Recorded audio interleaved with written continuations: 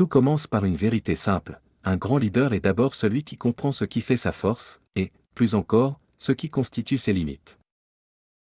Trop souvent, les dirigeants attendent. Ils planifient, analysent, ajustent et se préparent sans cesse, pensant que la perfection les protégera. Pourtant, dans un monde en évolution rapide, trop réfléchir n'est pas une preuve de sagesse. C'est une forme de retard. Et en leadership, le retard peut coûter très cher. Les leaders les plus efficaces n'attendent pas des conditions parfaites. Ils avancent. Ils agissent. Ils apprennent en agissant. Cependant, l'action seule ne suffit pas. Ceci est l'histoire d'une leader dont la conviction était si forte qu'elle a inspiré des milliers de personnes, tout en révélant une leçon essentielle sur l'équilibre. Une nuit, une voix s'est imposée au milieu des préoccupations quotidiennes. Calme, ferme, impossible à ignorer. Ce n'était pas seulement un discours, c'était une conviction profonde. Son nom était Camilla.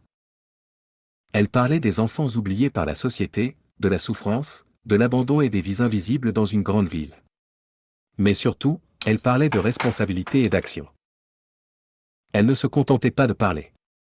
Elle agissait. Elle a construit quelque chose d'exceptionnel, un lieu où des vies brisées pouvaient recommencer. Un espace rempli de chaleur, d'attention et d'espoir. Pour beaucoup, elle était plus qu'une dirigeante. Elle était un véritable soutien. Entrer dans son univers, c'était découvrir une autre réalité. Les téléphones sonnaient sans cesse. Des enfants appelaient, cherchant quelqu'un qui les écoute. Et elle répondait, toujours, avec attention et engagement. Son énergie était communicative. Sa détermination, inébranlable. Elle ne se contentait pas de diriger. Elle inspirait et mobilisait. C'est cela la force d'un leader avec des compétences fortes et distinctives, ce que l'on peut appeler des atouts majeurs. Son principal atout était l'action. Une action constante, courageuse et déterminée. Mais le leadership ne repose pas uniquement sur les forces. Il dépend aussi de l'équilibre qui les entoure. Car toute force, lorsqu'elle n'est pas encadrée, peut devenir une faiblesse. Un moment a tout illustré. Un jeune garçon se tenait silencieusement à côté d'une sculpture qu'il avait réalisée. Elle représentait son frère jumeau. Son frère avait été tué par erreur, dans un contexte de violence et de désespoir. Une tragédie issue d'un système défaillant. Ce jeune garçon a trouvé du soutien, une protection et une nouvelle chance. Tout cela a été possible parce que quelqu'un a décidé d'agir. C'est là toute la puissance du leadership, transformer des vies, pas seulement définir des stratégies. Mais à mesure que l'organisation grandissait, les défis augmentaient également. Plus de personnes, plus de ressources, plus de complexité.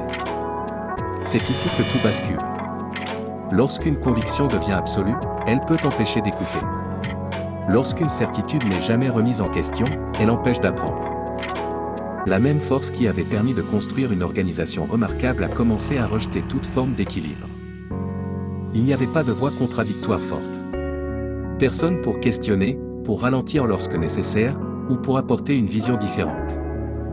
Or, le leadership n'est jamais un exercice individuel. Même les meilleurs pilotes ont une équipe capable d'arrêter la course en cas de danger. La leçon est simple, mais souvent ignorée. On n'échoue pas parce que l'on agit. On échoue lorsque l'on agit sans équilibre. Les organisations ne s'effondrent pas à cause d'une vision ambitieuse. Elles échouent lorsque cette vision n'est pas accompagnée de discipline, de structure et de remise en question. Le véritable leadership ne consiste pas à avoir toujours raison. Il consiste à construire un système dans lequel il n'est pas nécessaire d'avoir toujours raison. Il s'agit de s'entourer de personnes différentes, capables de questionner, de challenger et de protéger la mission, même face au leader lui-même.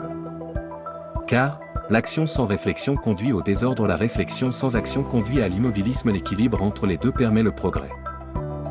Les grands leaders comprennent cela, agir rapidement, mais avec discernement, prendre des décisions audacieuses, mais en équipe dirigée avec force, tout en restant ouvert. Car au final, le leadership ne consiste pas à prouver que l'on a raison. Il consiste à garantir le succès de la mission. Aucun plan ne résiste parfaitement à la réalité. Mais une équipe solide et équilibrée peut s'adapter à toutes les situations. Développez vos forces. Mais surtout, entourez-vous de personnes capables de les compléter et de les remettre en question.